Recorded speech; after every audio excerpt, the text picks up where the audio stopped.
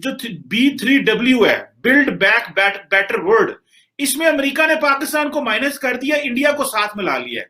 तो पाकिस्तान की किस तरह की लॉबिंग है कि हम चाइना के ब्लॉक में चले गए और इंडिया जो है वो अमेरिकन ब्लॉक में चला गया। तो आप क्या समझते हैं ये लाइंस ड्रॉ हो गई हैं कि हम चाइनीज ब्लॉक में रहेंगे, इंडिया अमेरिकन ब्लॉक में रहेगा, या कि अगर अमेरिका ने हमें बिल्ड बैक बेटर वर्ल्ड जो कि तकरीबन $40 ट्रिलियन का प्लान है। और आपको दो लोगों ने, अमेरिका ने और इंडिया ने, आपकी साख मिलके इतनी खराब की है कि और दूसरी तरफ से एक तो इनका प्रोपेगेंडा यहां से और इंडियन कैंपेन आपको बदनाम करने के लिए, और दूसरा आपकी कोई काउंटर कैंपेन मौजूद ही नहीं थी, क्योंकि आप आज भी जिस तरह सीरियस नहीं है, आप माजी में भी सीरियस नहीं।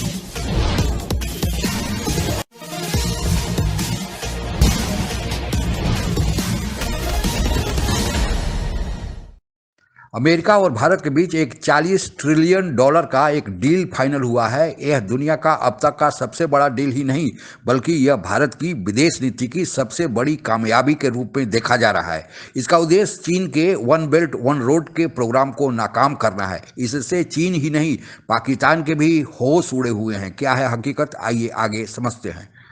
जो B3W है, बिल्ड बैक बेटर वर्ल्ड, इसमें अमेरिका ने पाकिस्तान को माइनस कर दिया, इंडिया को साथ मिला लिया है।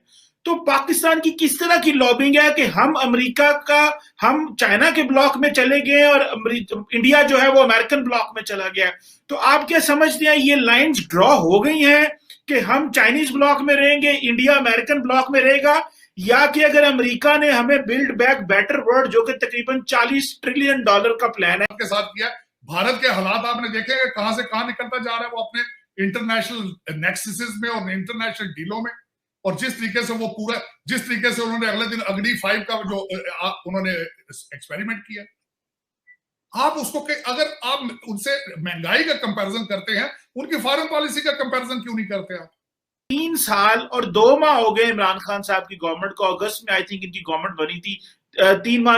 3 साल 3 माह हो गए हैं। इमरान खान ने एक चक्कर नहीं यूरोप का लगाया, ये दुनिया से खुद तो डिस्कनेक्ट कर दिया और वजीर खारजा कह रहे लॉबिंग करें, और जो जहां पे बात करनी थी इंडियन वजीर आजम कह रहे हैं जाके कि हम 2070 तक आपको क्लियर करके देंगे, हर चीज करेंगे। चीन आपको पता नाराज है, जो इस वक्त सीपैक के हेड हैं, उन्होंने कहा था कि इंडिया और अमेरिका जो है ये सीपैक को जो स्पॉइल करना चाहते हैं, तबाह करना चाहते हैं।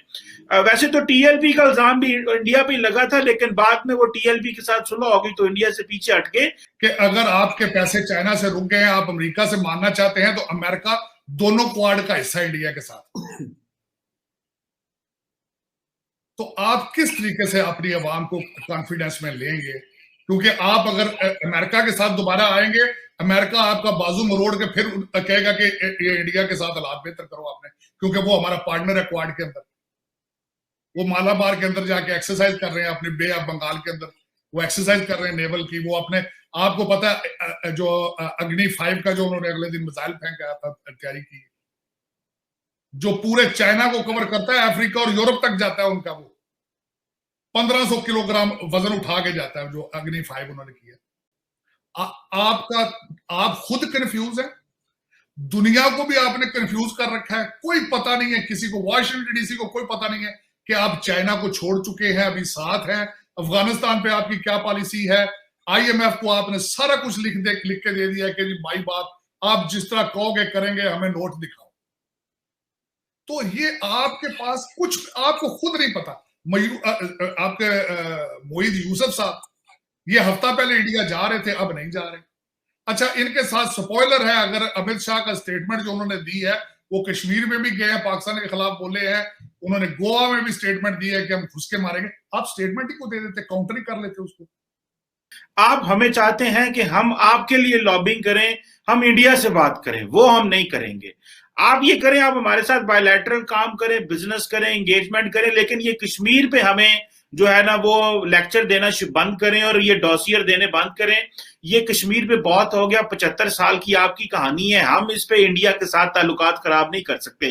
तो आप क्या समझते हैं कि क्या पाकिस्तानी जो है, जब लॉबिंग की बात आती है सबसे पहले कश्मीर आता है?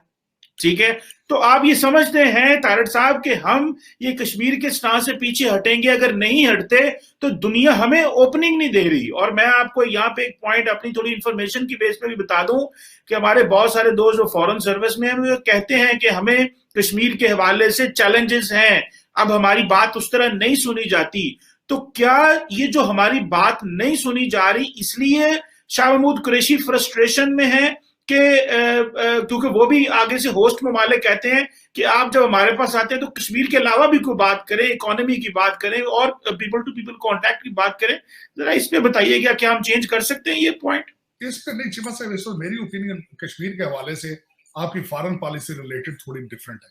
इस वक्त आपका कश्मीर आप ऑलमोस्ट आपने बैक बर्नर पे रख दिया है, आपने बिल्कुल उस पर कोई प्रेशर नहीं इस वक्त। आप वो इस तरीके से कि आपको जो इस वक्त जो कोल्ड आपको रिस्पॉन्ड मिल रहा है इंटरनेशनल कम्युनिटी की तरफ से, वो आपकी इन्वॉल्वमेंट इन अफगानिस्तान। आपने जिस तरीके से अफगानिस्तान के जो जश्न मनाए और जिस तरीके से आपने खुल खुला के सामने आए, आप दुनिया को वहीं बावर नहीं करा। मैं आपको सबसे पहले ये बताना चाहूंगा कि कश्मीर का प्रॉब्लम होगा, है जरूर। अब दूसरी बात मैं ये कहूंगा कि इंटरनेशनल कम्युनिटी को जब उसामा बिन लादेन पाकिस्तान से उनको मिला था सारा सिलसिला, उस वक्त से आप इंटरनेशनल कम्युनिटी का एतमाद खो चुके हैं। और आपको दो लोगों ने, अमेरिका ने और इंडिया ने, आपकी साख मिलके इतनी खराब की है कि आप, और दूसरी तरफ से एक तो इनका प्रोपेगेंडा यहां से और इंडियन कैंपेन आपको बदनाम करने के लिए, और दूसरा आपकी कोई काउंटर कैंपेन मौजूद ही नहीं थी। क्योंकि आप आज भी जिस तरह सीरियस नहीं है, आप माजी में भी सीरियस नहीं थे। आपने उसको बिल्कुल किसी तरीके से काउंटर नहीं किया, आपने कोई कैंपेन नहीं चलाई बाहर। आपके सफारत खाने, आपके सफारती कोई भी कैंपेन या कुछ भी कामयाब नहीं था, आज भी कोई कामयाब नहीं है। आप कोई एक ऐसा स्टेप बता दें कि आपने कोई कैंपेन चलाई हो पाकिस्तान का इमेज साफ करने के लिए, ना जीरो। तो ये आपके सारे उसामा बिन लादेन का मिलना, उसके बाद सारी अलकायदा का पाकिस्तान से मिलना, अलकायदा नंबर 1, 2 सारे के सारे तो पाकिस्तान से अरेस्ट हुए थे। वो डैनियल पर्ल का केस था, वहां से आप उसको भी क्लैरिफाई नहीं कर सके। उसके बाद जो वो आप कोई भी, मेरा मकसद है ये सारी चीजें। और उसके बाद अफगानिस्तान के अंदर जिस तरीके से अमेरिका वहां से निकला है और जिस तरीके से यूरोप और नेटो सारा खराब हुआ है, वो बिल्कुल जिस तरीके से मैं समझ रहा हूं कि तैयार बैठे हैं, माइंड उन्होंने बना रखे हैं कि आप थोड़ा सा कुछ आगे पीछे करें, एम्बार्गो और सैंक्शंस ठोकें आपके ऊपर। इन हालात में आप मुझे ये बताएं, कश्मीर की बात कहां गई? कोई कश्मीर की बात तो आप करते भी नहीं है। आप मुझे ये बताएं कि कश्मीर के बारे में कोई आपका मीडिया उसकी कवरेज हो, कोई कश्मीर के बारे में आप कहीं जाके बात कर रहे हो, किसी इंटरनेशनल फोरम में आप कश्मीर की बात, आप पाकिस्तान का केस नहीं जाके पेश कर रहे किसी इंटरनेशनल फोरम में, कश्मीर की बात आपने क्या करनी? जब पाकिस्तान का केस नहीं आप पेश कर सकते तो कश्मीर और अफगानिस्तान की एडवोकेसी किस तरह करेंगे आप? अफसोस तो ये है इस वक्त तो आपने बिल्कुल फ्री फॉल में आप इस वक्त देखे ना, जब आपके 3 वजीर एक महीने में आके IMF की मिन्नतें कर रहे हैं, आप खुद सोचे आपके हालात क्या होंगे।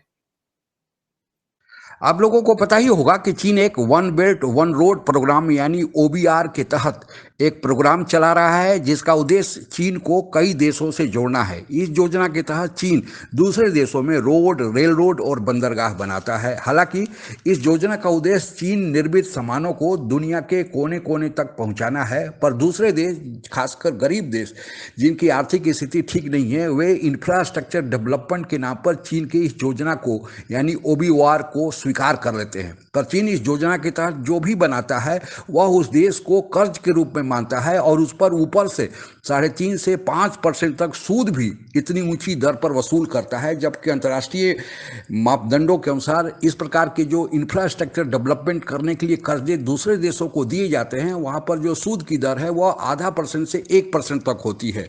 तो चीन दूसरे देशों से इतनी ऊंचे दर पर सूद तो वसूल ही करता है, साथ ही वहाँ पर काम करने के लिए उस देश के इंजीनियर्स या मजदूर नहीं यूज करता है, बल्कि अपने यहाँ से इंजीनियर्स और मजदूर भी लाता है और साथ ही वहाँ में जो मटेरियल्स लगते हैं वह भी सप्लाई करता है। तो इस प्रकार चीन का फायदा ही फायदा इसमें है और उससे सामान भी चीन का ही जाएगा। लेकिन इंफ्रास्ट्रक्चर डेवलपमेंट के नाम पर दूसरे देश चीन के इस जाल में फंस जाते हैं और इसका ताज़ा उदाहरण है श्रीलंका, जिसके हबन-बटोटा बंदरगाह के डेवलपमेंट का काम चीन ने लिया और कर्जा श्रीलंका पर इतना बढ़ गया कि चीन ने हबन-बटोटा बंदरगाह को 99 ईयर्स के लिए गिरवी ही रख लिया है। उसी तरह पाकिस्तान का CPEC इतनी ज़्यादा लागत से यह बन रहा है कि अब कर्ज चुकाने की स्थिति में पाकिस्तान नहीं है और चीन के कर्ज को चुकाने के लिए इंटरनेशनल मॉनेटरी फंड यानी आईएमएफ से अब पाकिस्तान को कर्जा भी लेना पड़ रहा है। लेकिन इस चीन की योजना को काउंटर करने के लिए अमेरिका ने एक बिल्ड बैक और बेटर वर्ल्ड नामक एक प्रोग्राम बनाया है जिसकी कुल लागत $40 ट्रिलियन बताई जाती है और इसमें अमेरिका ने भारत को हिस्सेदार बनाया है। आप लोगों को पता ही होगा कि अभी तक भारत चीन के OBR का जो हिस्सा नहीं बना है और तो भारत इसमें, चूंकि अभी अमेरिका के साथ भारत की दोस्ती बढ़ रही है, इसलिए भारत उसमें शामिल हो गया है और यह दुनिया का सबसे बड़ा डील माना जाता है। इस डील के तहत दूसरे देशों में रोड इंफ्रास्ट्रक्चर तो बनाए जाएंगे लेकिन उस देश के आवश्यकता के अनुसार बनाए जाएंगे और उस पर नॉमिनल सूद की दर रहेगी जो इंटरनेशनल मापदंडों के अनुसार है और इसके बाद जब वह सूद की दर और उसकी लागत वसूल हो जाएगी तो वह उस देश को ट्रांसफ़र कर दिए जाएंगे। भारत चूँकि उसका चीन के OBR का हिस्सा नहीं है इसलिए भारत इसमें शामिल हुआ है और यह भारत के कूटनीति की एक बड़ी कामयाबी के रूप में इसे देखा जाता है कि भारत को इतने बड़े डील का हिस्सेदार माना जाता है। भारत की कुल इकोनॉमी जो अर्थव्यवस्था है उसका आकार ही $2.9 ट्रिलियन का है जबकि भारत के साथ जो अमेरिका की डील हुई है वह $40 ट्रिलियन की है। तो आप इससे अंदाज़ा लगा सकते हैं कि भारत को इससे आने वाले दिनों में कितनी आर्थिक मदद पहुंचने वाली है। साथ ही चूंकि यह चीन के मुकाबले सस्ता है इसलिए पाकिस्तान को, चूंकि चीन के कैंप में है इसलिए पाकिस्तान को इससे दूर रखा गया है। इसीलिए पाकिस्तान और चीन दोनों को मुर्ची लगी है और दोनों के होश उड़े हुए हैं। आज के लिए बस इतना ही। जय हिंद। आप अगर हमसे जुड़ा रहना चाहते हैं तो कृपया मेरे चैनल को सब्सक्राइब करें तथा बेल आइकन भी दबा दें ताकि नई वीडियो की जानकारी तुरंत आप तक पहुंच जाए। धन्यवाद। जय हिंद।